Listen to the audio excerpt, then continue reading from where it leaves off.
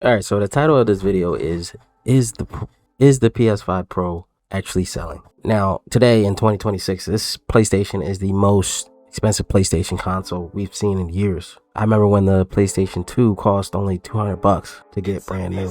When the PS5 Pro was first announced, the internet went crazy about the price tag. The whole notion of who in the right mind would buy this came about.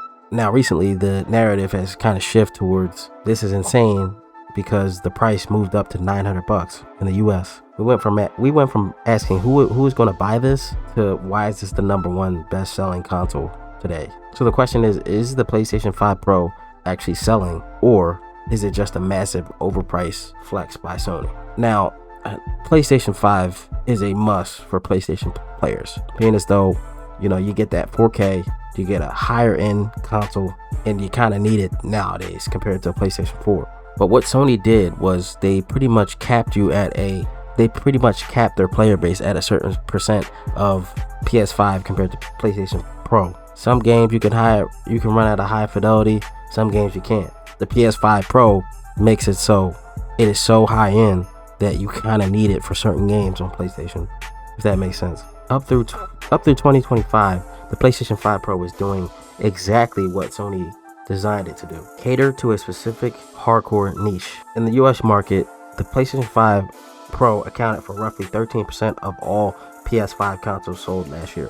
That's pretty big because the console barely even came out. That means the slim models were crushing the Pro by nearly 8-1. If you were looking for like a massive dominance, the Pro is never going to be dominated over the regular PS5. The average gamer doesn't care about PSSR, AI upscaling, and locking 60 FPS. They just want to boot up a console and play with their friends. That's it. Sony knew this. The Pro was meant for the top tier enthusiasts, the Call of Duty gamers, the GTA gamers. Those AAA high-end titles, you kind of need a PS5, and Sony knew that. With GTA about to drop in the next couple of months, people are going to be running to get PS5 Pros because it's simply not going to be able to sustain the optimization on a PS5. If you've been offline lately, you probably don't know about the global shortage with the RAM.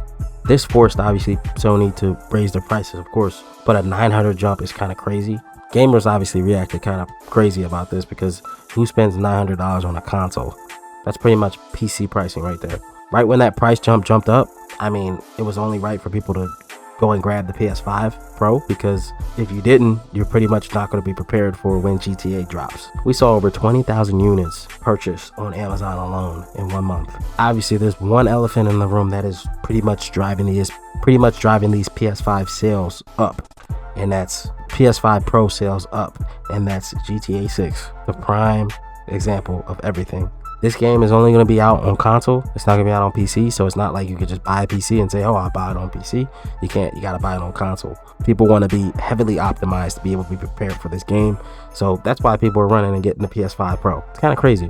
Kind of a crazy Mass Effect. So the answer is the PS5 Pro actually selling. The short answer to this, yes. It was never meant to outsell the base PS5, but it will. And it never will. It's a premium tier for top 10%, 15% of PlayStation ecosystem. Top gamers. But thanks to the market, chaos, and how everything's going about releasing GTA 6 and hardcore gamers wanting the absolute best performance, it has proven that there is a very real, very hungry market for high-end games, high-end console gaming, even at $900. Tell me something, what about you? Did you snag a PS5 comment section?